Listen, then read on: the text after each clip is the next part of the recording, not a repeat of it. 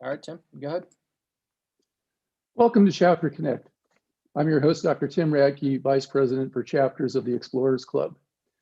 Tonight, we're going to divert a little bit from our usual program. Instead of presenting one of our many chapters to you, we're going to do something in commemoration of Women's History Month. Today, we have two incredible explorers, members of the Explorers Club, both of them, Jess Phoenix and Bolor Minjin. They'll be presenting their work to you tonight. Before that, though, I just want to mention that for those of you who are interested in presenting at Chapter Connect, we've pretty much gone around the world once now, except for a few chapters that haven't participated yet. And we're going to be beginning our second round soon. So if any of you out there feel like presenting, contact your chapter chair, let them know, and also make sure your chapter chair gets in contact with Ann Passer to set it up. We don't necessarily have to go in the same order we went last time. It's just whoever's up and ready to present and eager to do so. So with that in mind, I'm going to start tonight with Jess Phoenix. Jess Phoenix is Executive Director and co-founder of environmental scientific research organization Blueprint Earth. She is a volcanologist with expertise in volcanic hazards. She's an extreme explorer, host of the upcoming Discovery Channel series Hunting Atlantis, and former candidate for the United States Congress. Her work has spanned 6 continents, where she's organized and led over 25 scientific research expeditions. She's been chased by narco traffickers in Mexico, dodged armed thieves in remote Peru, raced horses across Mongolia, and worked on the world's largest volcano in Hawaii. She's also piloted the Jason 2 submersible to an undersea volcano and rappelled into the 3rd largest sinkhole on Earth. She's a fellow of the Explorers Club and the Royal Geographical Society, and a frequent contributor for CNN and the BBC. Jess, welcome to Chapter Connect. Thanks so much, Tim. And I'm so excited to be here with Bolor and you and everybody who's tuning in at home. I wish it could be in person is the only thing I can say. But I want to jump right into it. And because you're not here to stare at me, you're here to hear about really awesome volcano stuff. At least that's sort of my wheelhouse. So that's where we're going to go. Someone could just give me a thumbs up that you can see my screen. So, yep. Okay, cool. We are off and running. So tonight, I figured it would be kind of a fitting thing to talk not just about my research, but about where we're kind of going in terms of communicating science. So we have right now a really interesting opportunity as a society to look at how we both create and destroy. And that is mirrored pretty well in nature via volcanoes. So let's see here. I have done exploration, as we said, on land via horses on occasion. And Bolor might recognize this as a Mongolian wild horse, semi-wild horse.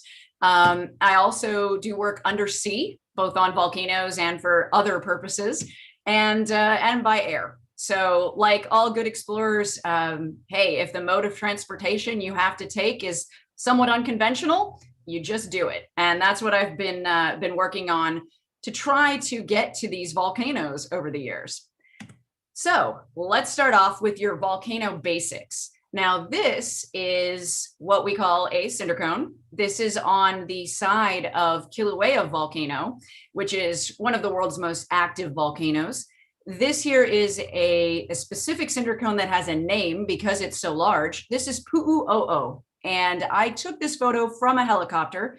For reference, the little silver items you can see in the foreground of the photo near the rim of the volcano are about 6 feet tall, 2 meters, give or take. So that's a sense of scale for you. So that looks like how a lot of people think a volcano would look. It's got stuff coming out of it. It's not smoke, it's volcanic gases. But this next photo, it's a little bit less conventional for how people imagine a volcano. This is Mauna Loa, which is the world's largest volcano, and it is of a type called a shield volcano. And as you can see, it's really, really big. In fact, it's too big to fit in this photo. Like the volcano extends so far to the sides that it doesn't even fit on the screen. So the shield volcano was named because Hawaiian warrior shields laid on their sides kind of looked like the volcano.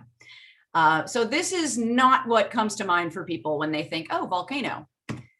This is another way that volcanoes look. And again, this is Hawaii. This is Kilauea a few years back. This was before the current eruption and then the collapse from the end of the last eruption in 2018. But it looks like a hole in the ground. That's not what people picture when they think of volcanoes. So one thing I love to do is point out that oftentimes our stereotypes of these natural phenomena aren't 100% accurate. Now, here is your stereotypical volcano. This one is very pointy and cone-shaped, and it is in the middle of an eruption in this photo. This is El Reventador volcano in Ecuador, and it's right on the edge of the Amazon basin. So it has spectacular wildlife, and when I was there doing work a few years back, it was erupting like this about every 30 minutes. So volcanoes can act and look a little bit more like we expect them to. And of course, we can't talk about volcanoes without talking about lava. So this is a Hawaiian basaltic lava, really up close and personal. I used a telephoto lens because that lava is 2000 degrees Fahrenheit, give or take, 1100 degrees Celsius, more or less. These things fluctuate, but that is not a liquid. It is a molten solid. So the matter is under such extremes of temperature that it actually behaves like it's in a different physical state. And it's really pretty to look at. So this is another way that lava can entertain us and delight us. This is, I just snapped this photo, not for anything scientific, but just because it looks like a person trying to crawl out of the lava. And, nature is an incredible artist in so many ways. And right here, this is the earth giving birth to itself. And in the process of that new creation, volcanoes can really disrupt a lot of lives. And that is why we actually do volcanology research, is we want to better understand eruptions so that we can protect real people, not lava people. And then, of course, as part of my job, I had to throw in the money shots here of sampling flowing lava.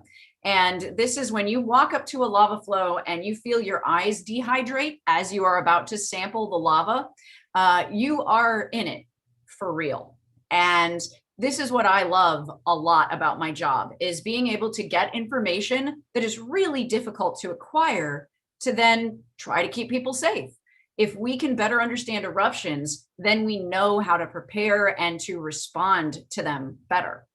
And then, of course, this picture is a little bit blurry, but I do love it because you can see how the lava behaves like a taffy. So this is rock that is like something that you can actually see flowing. You can see it dripping.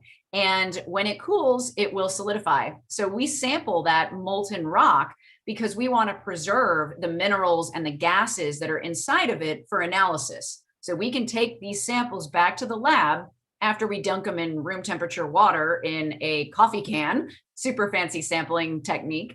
But we can run it through a mass spectrometer and then help understand what's going on in the magma chamber beneath our feet. It's pretty dramatic. And at the same time, it's sort of also simple. We use a hammer. It's a single piece drop forged rock hammer. It's steel. So the handle won't separate from the head, but fundamentally it's a hammer. And we stick the rock in regular water in a coffee can. This is not like super high tech involving, space age technology, but that comes in later. That comes in for the analysis. Now, one thing that I do like to tell people when it comes to volcanoes is that you can get so caught up in the big picture of seeing an eruption, of looking at the scale of the volcano, that we don't always remember to zoom in. And this is lava up close and very personal. If you look at the little fish-shaped iridescent blob in the center, that is really fresh lava. We're talking on the order of a few weeks to a few months old. And the scale of it is, that's about the size of a dime, that little fish shape. So this is what the beauty that we find in tiny spaces and improbable places looks like. So I will sit there and stare at tiny bits of rock because they do contain the secrets of the universe. And our job as scientists and explorers is to try to unravel those secrets and understand our place in the world better. And again, another view up close, and this is sulfur. So if you've ever wondered what pure sulfur looks like, or as close to pure as we're going to see, this is what happens when volcanoes degas. It creates these little holes that are in fissures and cracks in the rock, and it deposits sulfuric gases there. So you actually see sulfur buildup that forms crystals. So these are fumaroles, and you can actually see how delicate the crystal structures are.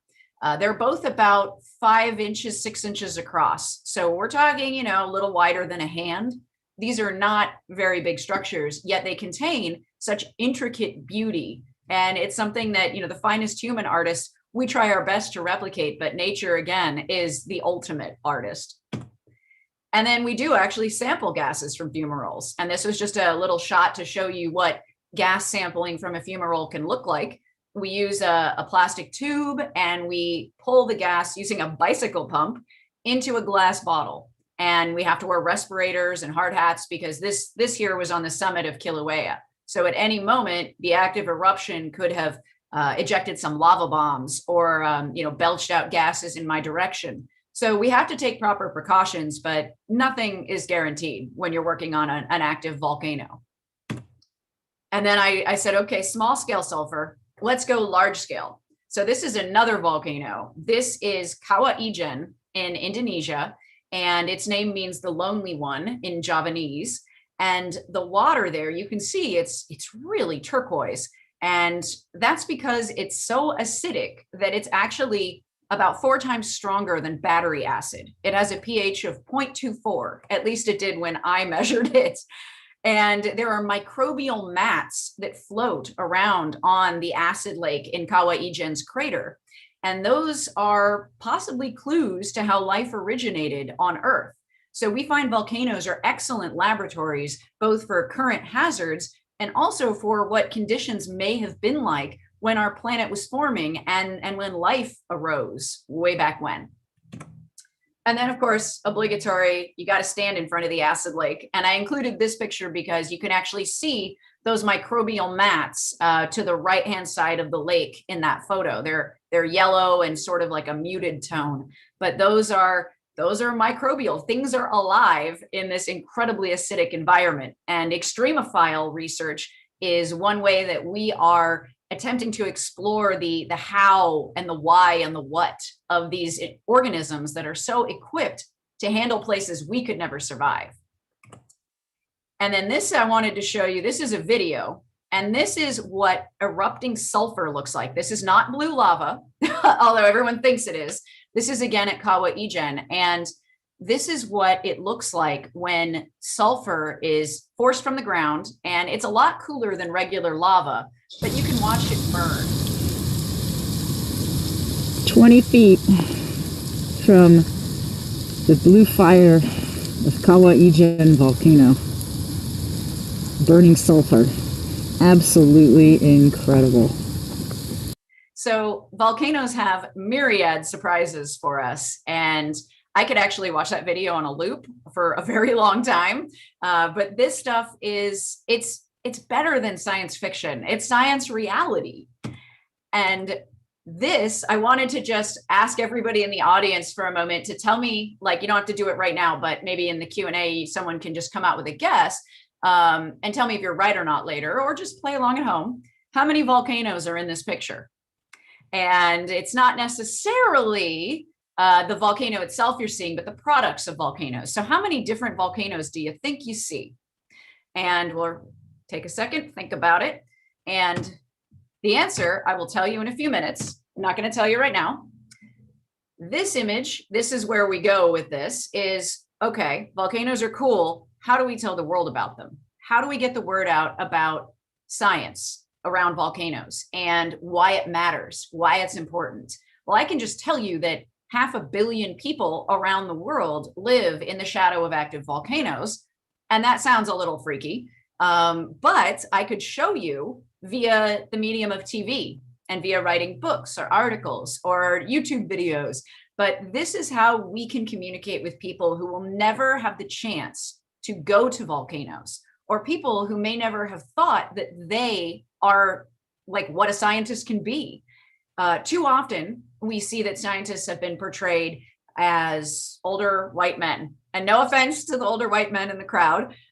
You all are fantastic too, but we are really in the scientific community these days, really concerned with trying to bring in traditionally underrepresented folks. And when I first started doing TV with about volcanoes and doing expedition type shows, this is the first show that I worked on. And it was a show on Discovery called Trailblazers. We were the only people on camera. We were in Ecuador, and you can see it's 3 white people. They had me there, so it wasn't 3 white men, but we actually, we weren't representative of the scientists who actually work on this volcano. And that's something that has become really important in my work, is to try to show that scientists who are local are the best experts on their volcanoes, and whatever it is their subject is, we need to show their work. It can't just be people who look like me or who look like my colleagues on this show parachuting in and saving the day. The local scientists are the people who know this stuff the best. So we need to get that represented on screen. So this was the first show I did, and it was a really good learning experience. And then I've done other shows around the world ever since. I mean, I've done Tanzania, Indonesia, all through Europe, in the US as well, South America.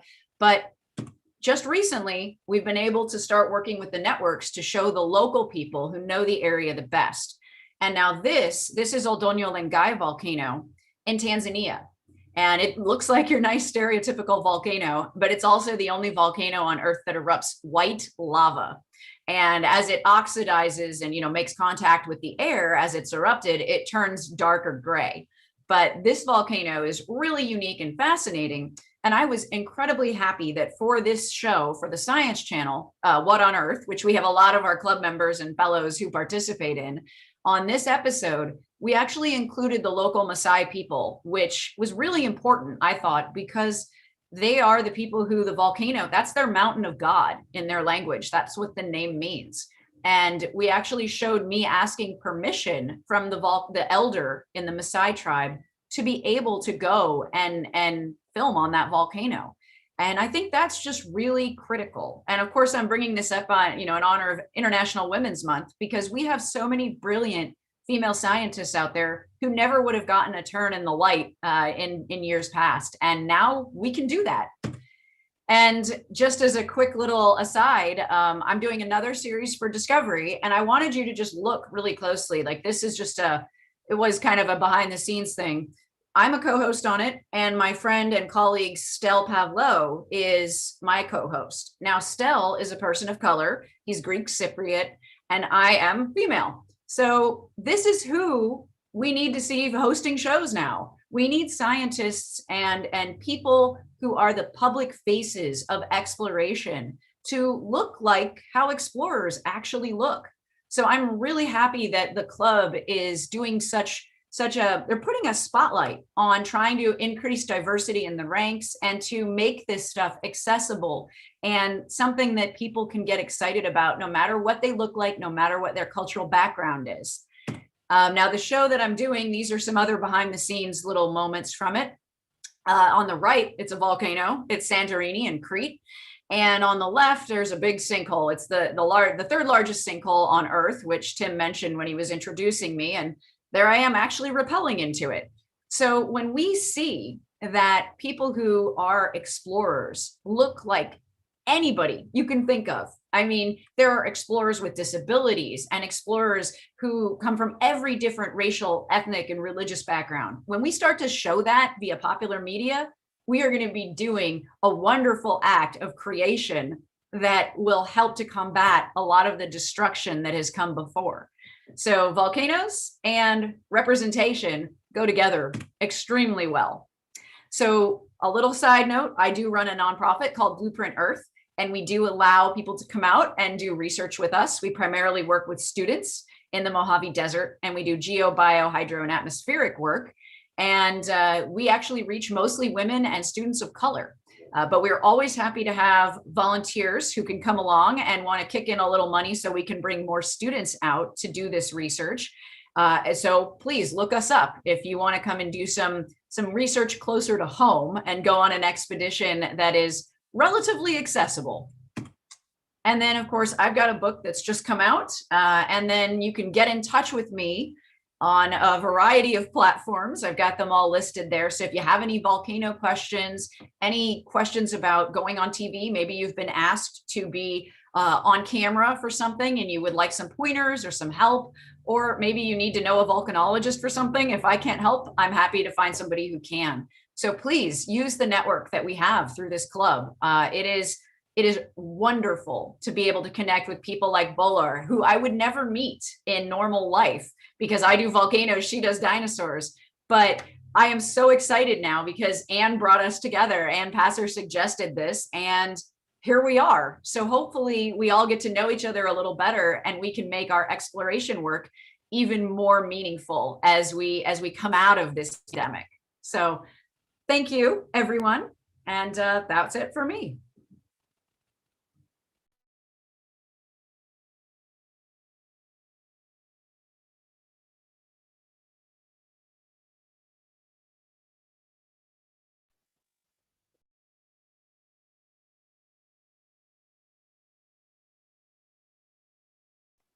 I'm sorry, Tim, you're on mute. Can you repeat that? You're still muted, Tim. Yeah. Can you see me? Yes. Okay, Now we can hear you too. I had a computer glitch of some sort. It would not allow me to unmute for the life of me. I can't see myself, but I can see everybody else. So I guess that we're good to go, right? Okay. We are. Jess, Go ahead. Jess, thank you so much for a great presentation. Actually, I just want to punctuate something you said about using the club as a resource. I think it's a very, very important point, and I think it's something that a lot of people just don't really think about or use to the fullest extent that they can. I mean, I myself have just encountered incredible experiences just through conversations that have led to expeditions with people. So it's really, really a wonderful experience being in this club. Our next presenter today is Bolor Minjin.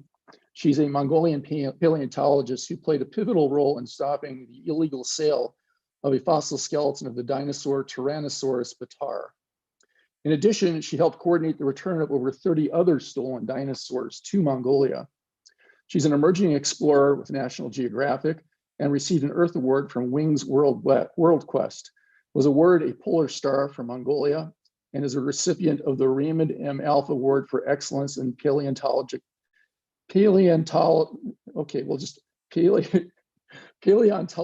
Research and Education. That's a mouthful for me for some reason. That's weird. An honoree of the Explorers Club 50 people changing the world needs to know about.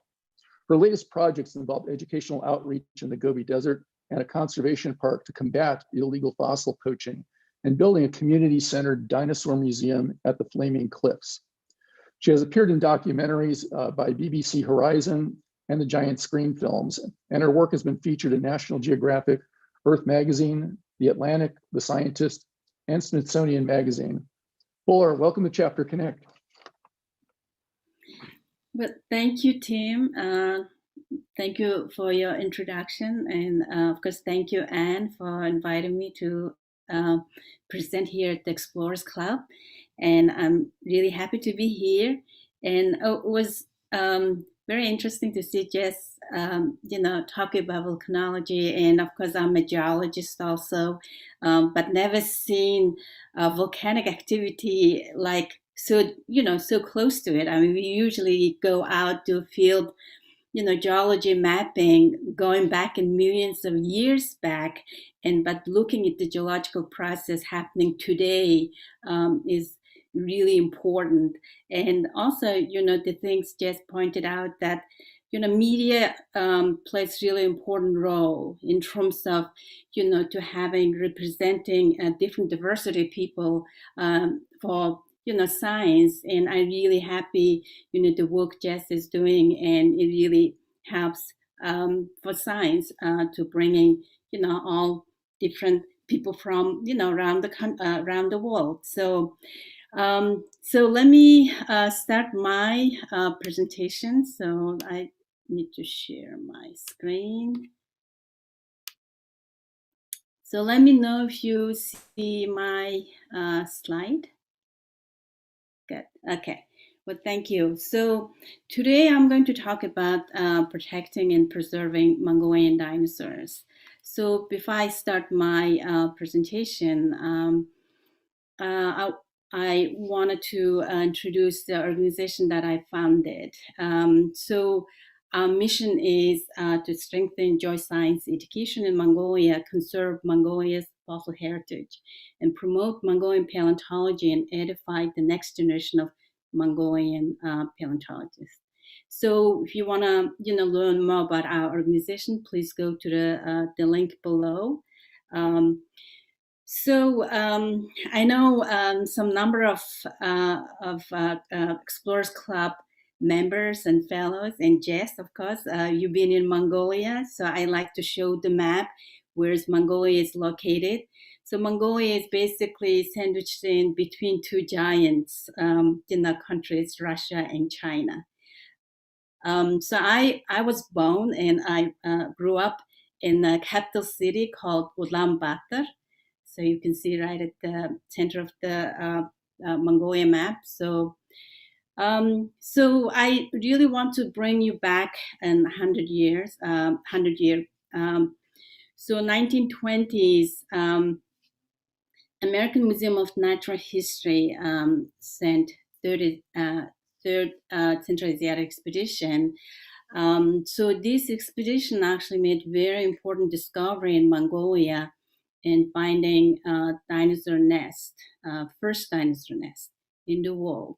So it was very important for people around the world to learn about dinosaurs actually laid egg.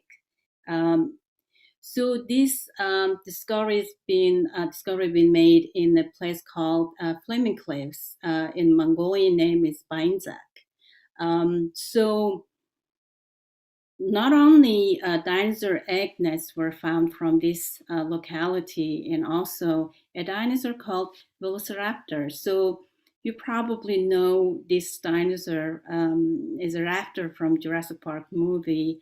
So this Velociraptor, the dinosaur was first been described by Henry Fairfield Osborne, who was a director of the American Museum of Natural History at the time. And so named this dinosaur as Velociraptor mongoliensis. So this dinosaur was one of some other dinosaurs being found from Flaming Cliffs in the Gobi Desert in Mongolia, and all of them were new to science. So Central Asiatic expedition was led by these two gentlemen, and so of course you can see man in the left is Roy Chapman Andrews, and man in the right is Walter Granger. So Walter Granger was very important role he played in this expedition in terms of science, leading the scientific studies and scientific exploration. So through this expedition, there were a number of papers being published on paleontology and Mongolian fossils.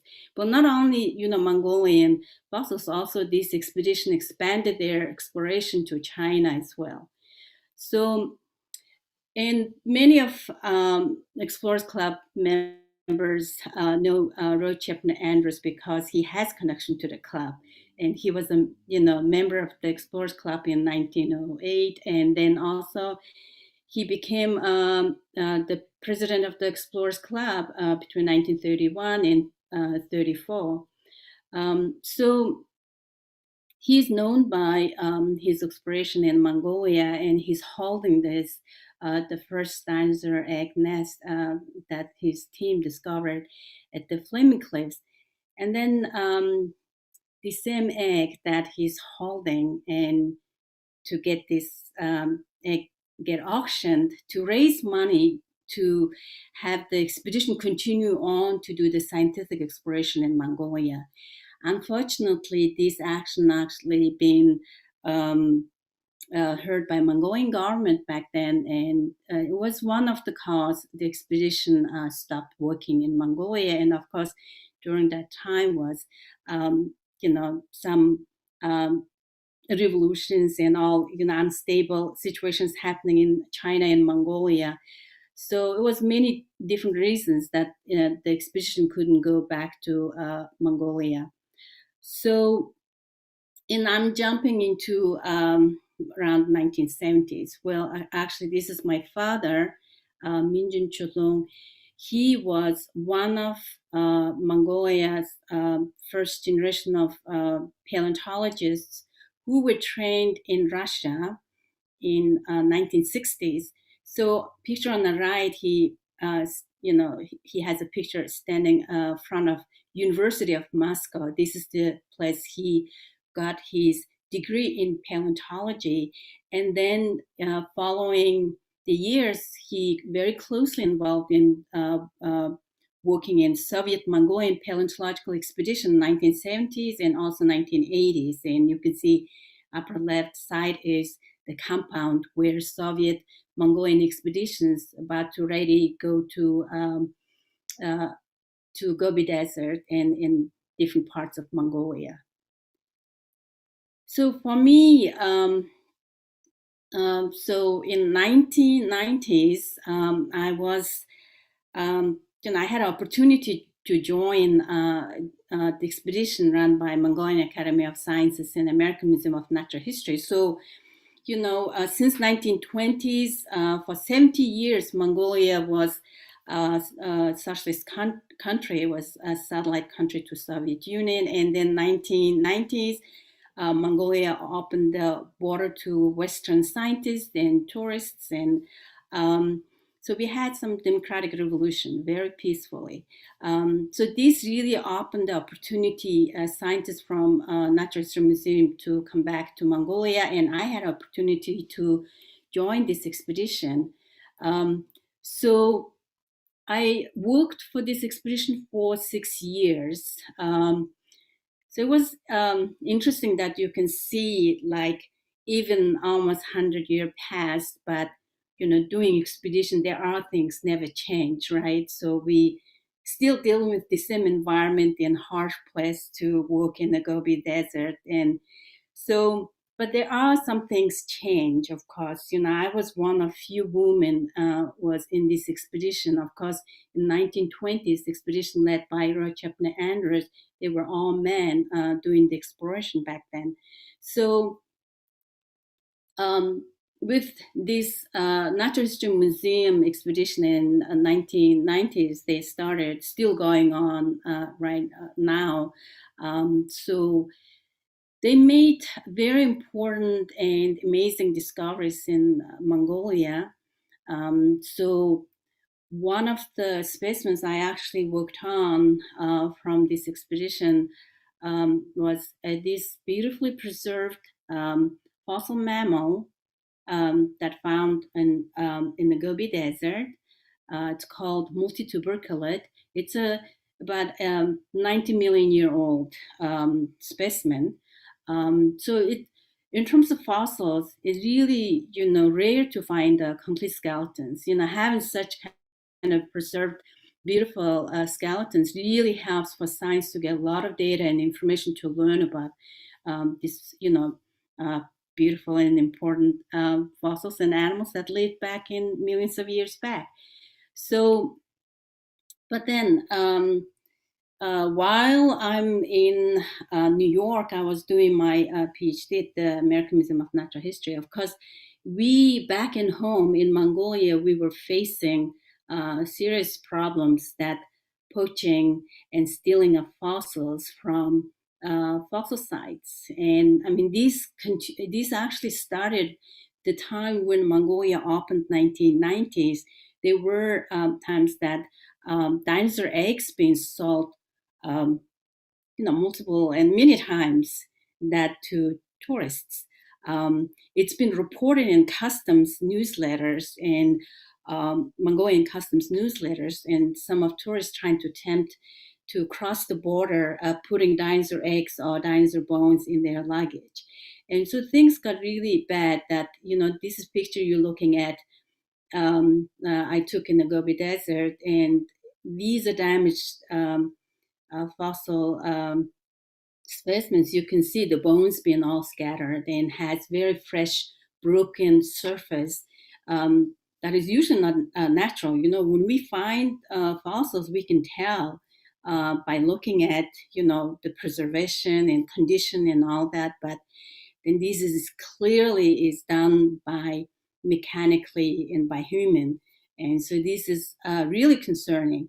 And so, of course, in 2012, in New York Heritage Auctions, we're going to auction this a skeleton of dinosaur called Tarbosaurus bataar. But of course, when they put it on their catalog, Tyrannosaurus bataar, of course, T-Rex being auctioned for over $8 million in 1997. That's the year I actually came to US first time and learned about T-Rex zoos auction. And so this dinosaur was going to be auctioned starting from $850,000. And so for me, of course, I knew about these issues quite some time, and so worked with bringing awareness of this issue to Mongolian government and some politicians and get them do something, right, to stop this problem.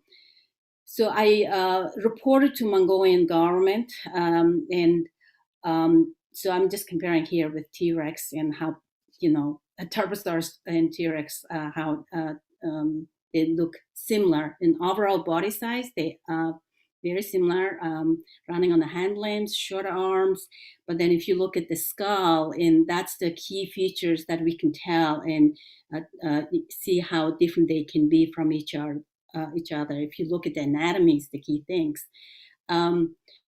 So going back to the auction, I wrote this letter to Heritage Auctions president, and so I was representing President of Mongolia because I reported this auction to his cabinet, and so they asked me to write the auction house the letter, asking them to postpone the auction till we determine the provenance. Of course, with eye of paleontology, we can tell this dinosaur came from Mongolia, but we really have to see and examine the skeleton.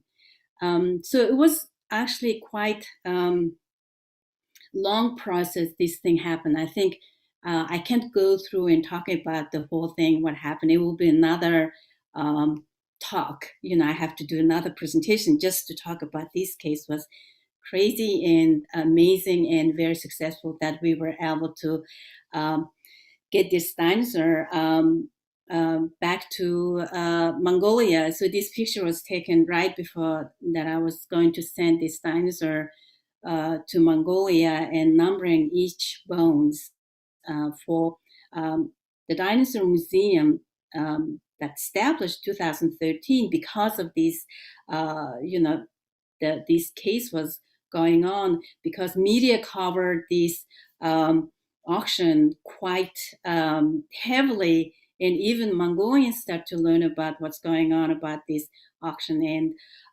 so this dinosaur is now back to Mongolia. 2013, we sent it back, and of course, U.S. government helped us some way.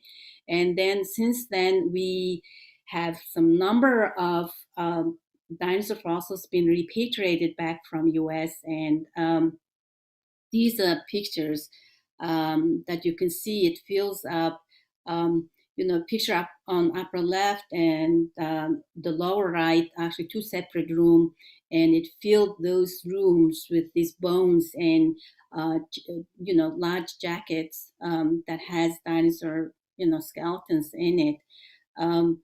So you can see how big those are. It somehow it left Mongolia, and then so I was working on some of these fossils being opened up, half opened, and needed to replaster again in order to send it back to Mongolia safely. So it was like a days of work that I was able to get some volunteers in New York to, this whole thing was happening in New York and Queens. warehouse. So actually in Brooklyn, Navy Yard. So we were doing this in New York. So I was like, looking for people to help me out to do and all this. And so we able to send these back. So just to show you, a few of representatives of those fossils being repatriated back to Mongolia, you can see these beautifully preserved, complete skeletons, of dinosaurs. And lower right, lower left, that small tiny dinosaur is probably new to science. That small dinosaur belonged to a called a troodontid, and probably new dinosaurs. So, and you can see how much of stuff being stolen out of Mongolia, and that basically all these things and information to science is lost some way. We're losing these ways really bad. So of course, some of the cases, very well-known people being purchased, Mongolian dinosaurs through auctions. And so, of course, one of the examples is Nicolas Cage. And so he had this beautiful Tarbosaurus bataar skull, and he was in bidding on this dinosaur along with Leonardo DiCaprio. So just a year ago, I was able to examine this skull and getting it ready to repatriate back to Mongolia. So of course, we work very closely with Homeland Security and our embassy in DC. So this is like a year, like 1 year ago. Last year, we were working on repatriating back 7 dinosaurs. And also, I do work very closely with U.S. Attorney offices in New York, Eastern District and Southern District, and also in Texas. So these are U.S. attorneys in Texas that we had working on one specific case. So the thing is, okay, so dinosaurs, and we have these issues and problems, but I really like to work on solutions. So what is the solution? How we can bring this awareness?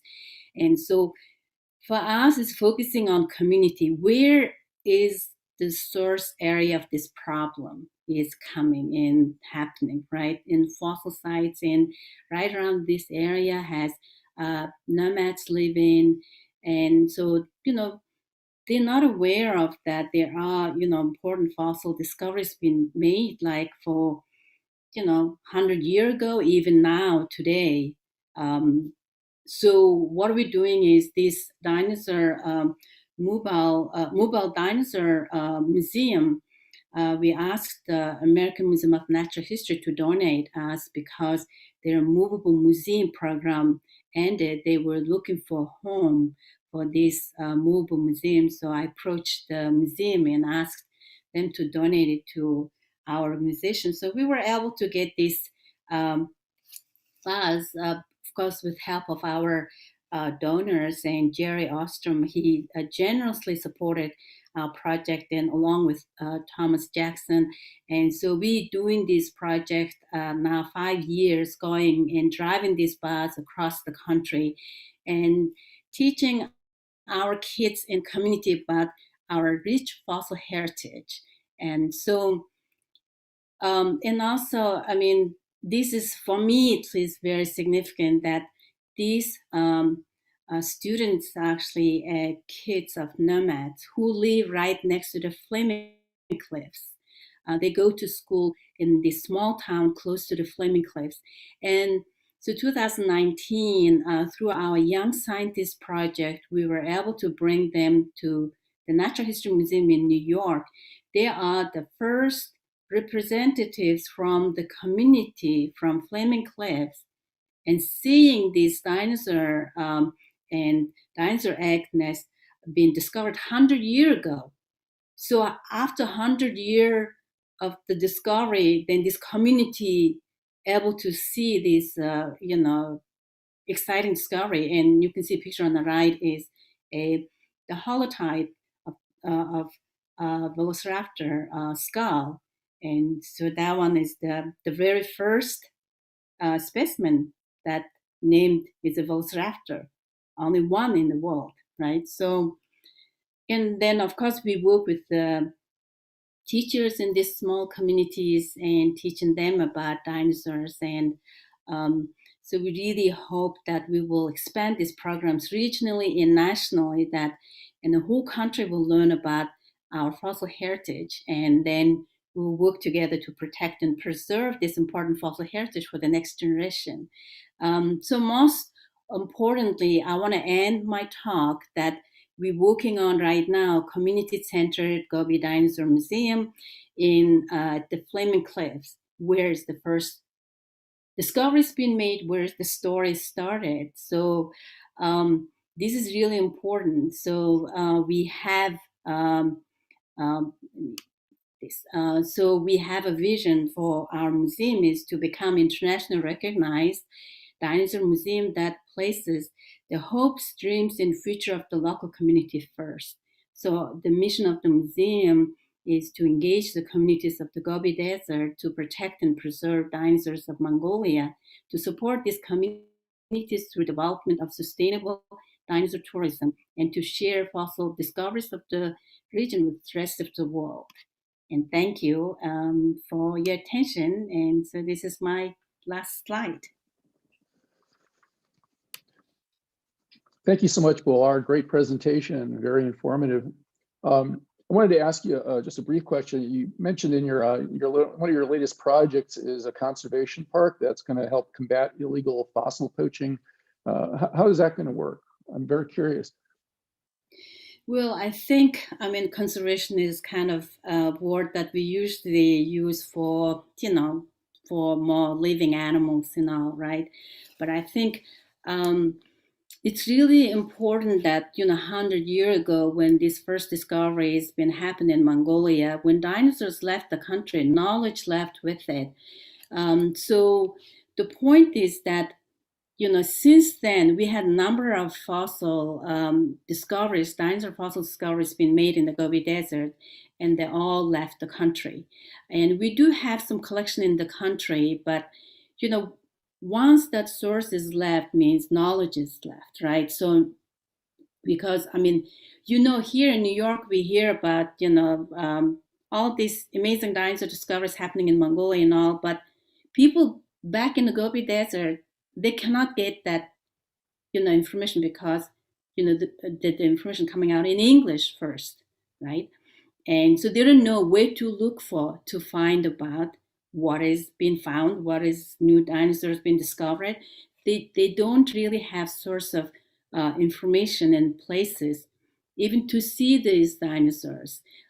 So just for me as a scientist, to train next generation of paleontologists, I have to have my student to travel around the world to see these fossils, to study. I don't have that money to pay students to go to study, right? So the point is that, and so another issue we talk about poaching problem and stealing fossils and all, we really need to focus in the area where fossils are coming out. We really need to have very active, some projects we have to do, involving especially a community, because some sense communities do involve with poaching problem. And I'm here not to blame them. I want to help them. I want them to be part of the solution. And that is really important. And, comes down this issue, it's all economical, right? Money. Yeah. Jess, I'm really intrigued by your new book. Let's see, it's entitled Misadventure. I love the title. My Wild Explorations in Science, Lava, and Life.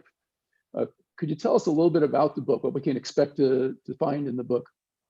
Sure. It's basically an explorer's diary, but I made it into a book because I've been all around the world doing these cool things in the name of exploration science. And I realized that there were so many people who, for a number of reasons, whether it's like physical disability or lack of funds or lack of time, lack of access, they would never be able to go to a lot of these places or see a lot of these things. And I wanted to share what I saw and the experience of being there, and really give people a sense of what exploration in today's world is like, because it seems so remote and everybody thinks like, oh, you're an explorer, you must be Indiana Jones. And I'm like, okay, there's a lot of ways to be an explorer, and we all start somewhere. I mean, I started not knowing how to go to the bathroom outdoors. Okay.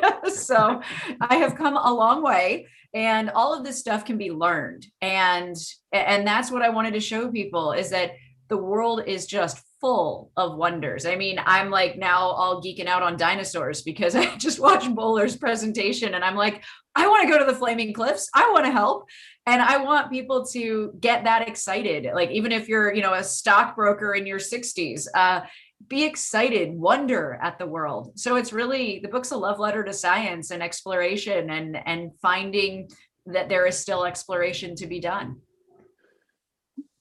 Yeah, one of the things you pointed out in your lecture, you just pointed out briefly, is how a 500 million people live close to volcanoes. And I had an experience several years ago of visiting Sakurajima volcano on southern island of Kyushu in Japan. And it's really very poignant, what you were saying when you visit that place. I mean, school kids are walking around with helmets on in their everyday life. They have little shelters on the roadsides that you can, when it starts erupting, you can duck into. So in case any rocks come flying, you don't get pummeled with the rocks. And you're driving down the streets, and it's, instead of snow, it's just volcanic ash all over the place, and it just blows around as the traffic's driving around. And these people, this is where they live.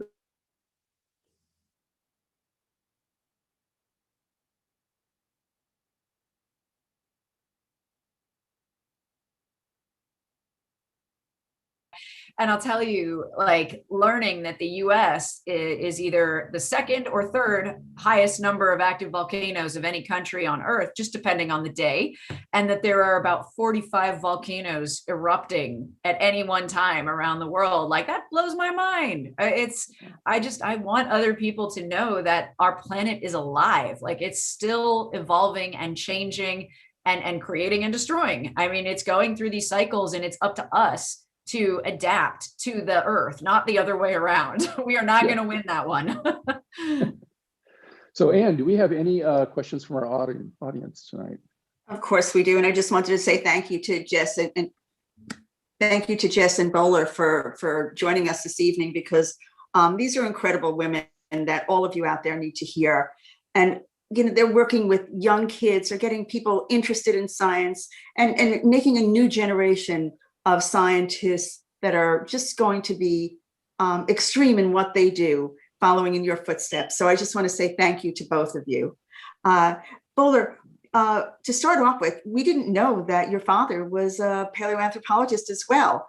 How do you think the times have changed since he was doing what you're doing in a certain way? I think well, there is a change because, the time that he was becoming paleontologist, even the country and society we were living were very closed. So for that sense, he only can interact with, in terms of scientists, Soviet scientists from Soviet Union or other socialist countries.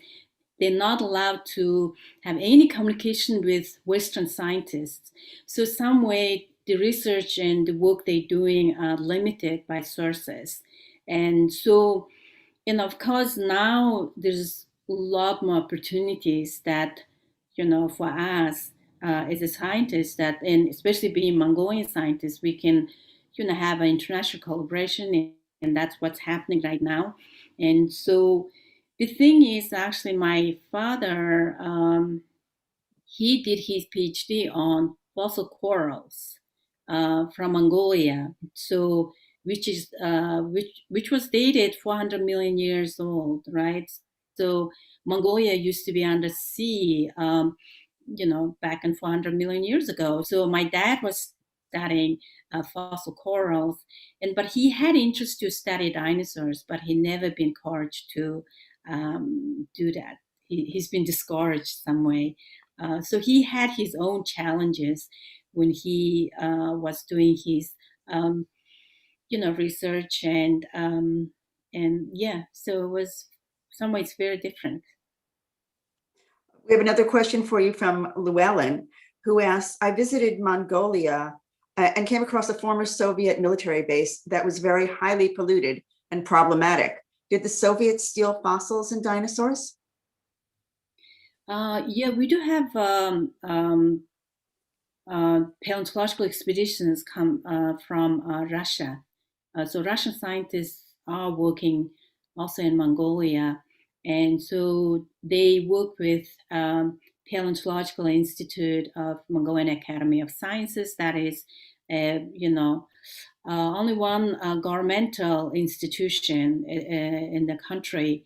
So they do most of major expeditions with different countries. So one of them is Russian, paleontologists and scientists come to work in Mongolia. And of course, they have much longer history. They've been working since 1940s. So, end of 1940s, that's when Tarbosaurus bataar, cousin of T-Rex, was discovered by a Russian paleontologist and named. And so, yeah, so they still continue working in Mongolia. So Jenny is asking this to you, Jess. Thank you for bringing those close-up photos to us. Based on your observations and the imagery that Vesuvius has left, can one observe a pattern as to the approximate frequency of volcanic eruptions over time? That is the question. And so we can't predict eruptions in volcanology. It's not something we have the ability to do. And that's because I think the simplest way of explaining it is that the Earth operates on geologic time, and that stretches back 4.54 billion years or so, give or take. And our life cycles are, if we're lucky, like 80 years, if we're real lucky. So we are trying to put something in context that no single human will ever have a really good visibility into. So we look into the rock record, like what you mentioned at Vesuvius, other places as well, like Yellowstone, and that's a famous one.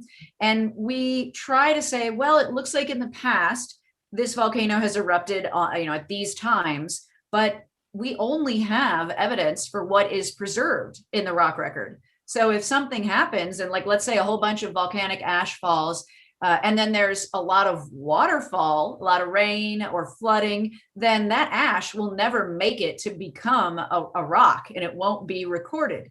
So our knowledge is generally pretty incomplete. When it is a little bit more complete, like Yellowstone is probably the classic example, where we have eruptions about every 640,000 years, going back 3 times. So 640,000 years ago, 1.2 million, 6.8 million years ago. So that makes conspiracy theorists who like to make a quick buck off of the views and the clicks they get, they say, oh, we're overdue. We are not overdue. There is no such thing as being overdue for a volcanic eruption, because volcanoes don't operate on a schedule. The volcano will erupt when the magma chamber is pressurized to the point where it fails and the gases and the hot material has to be released. We don't know when that'll happen. And we have warning signs now. That's why we monitor volcanoes. But in all honesty, if we could predict eruptions, if we could tell you, oh yeah, this one will every 10 years, like clockwork, we will be extremely far ahead in terms of our understanding, but we are not there now. And volcanology has only entered its modern era. It's 41 years now since the eruption of Mount St. Helens. So we are still learning all the time. I mean, this is a really young science, and it's exciting, but also dangerous that we don't know more. Thank you. We have a viewer who's on YouTube. We have the 2 different channels right now, YouTube and Facebook.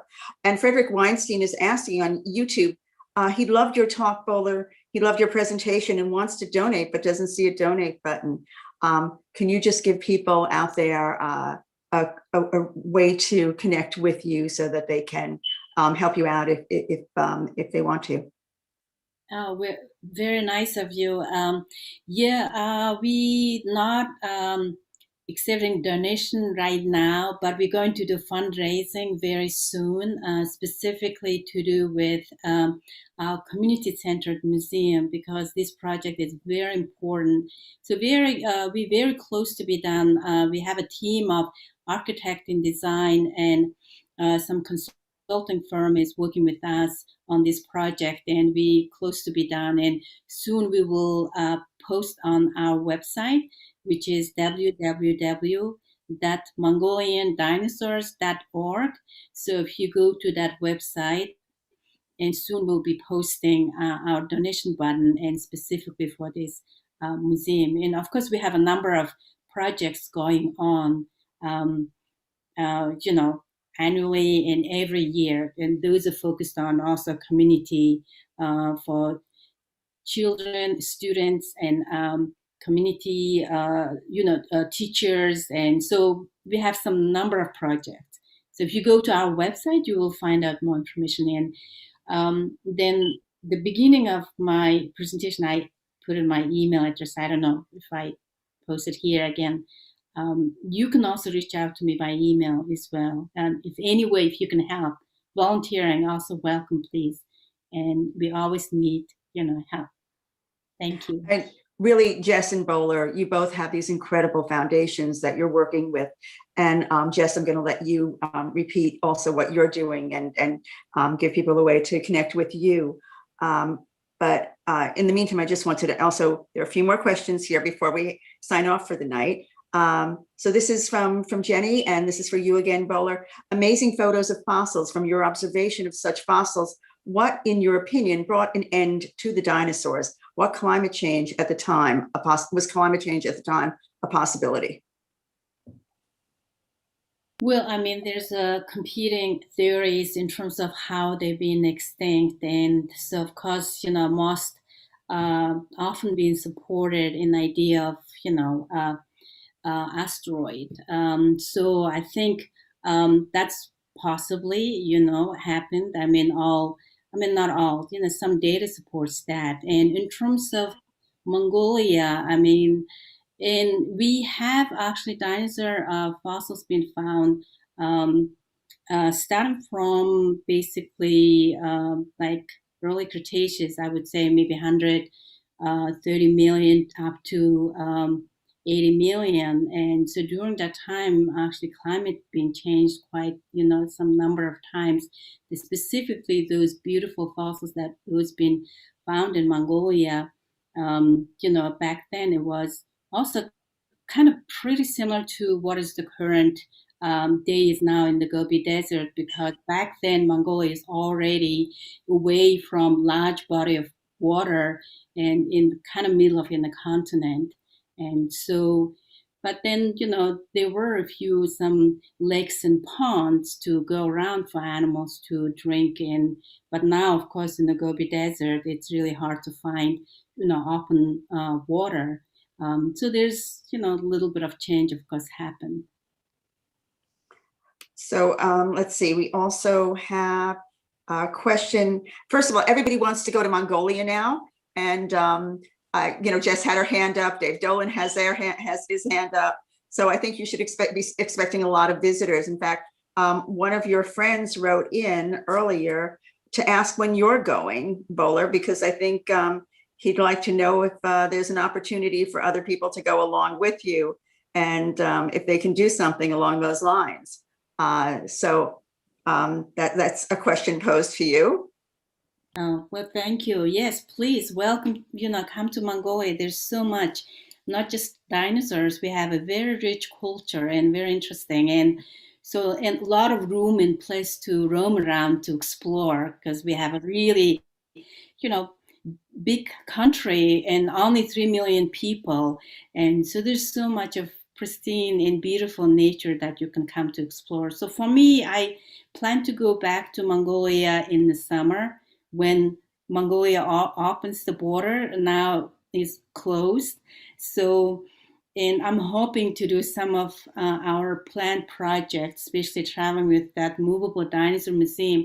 We plan to go to Western Mongolia, the area where eagle hunters live. So we really wanted to reach out to, as far as we can to go to reach out those kids to teach them about our very rich fossil heritage. So yeah, so if anyone interested to go to Mongolia, please reach out to me. And I do actually is an expert on National Geographic expedition, so that goes to Mongolia. And of course through our organization we can, very happy to welcome you to Mongolia. And please. That was actually from Rasmus, and he said, "Greetings from Philip and Ava." I think I'm understanding who Philip and Ava are. Do you know Philip and Ava, Bolor? Would it be Phil Curry? Philip and Eva? Philip and Ava. Oh, Philip and Eva. Oh, sorry, I didn't. Of course, I know Philip and Eva. Yes. Hi, and yeah, I mean, they go to Mongolia every year, almost, right? So to Philip and Ava, who are watching out there, we're inviting you to the Explorers Club. Whenever you would like to come, please contact me. We'd love to hear from you. So the next one is for Jess, and don't feel left out because people want you to come and visit them at Mount Konocti. Can you tell us a little bit about the mountain and where it is? And this is from Natasha. She'd like you to come and visit her.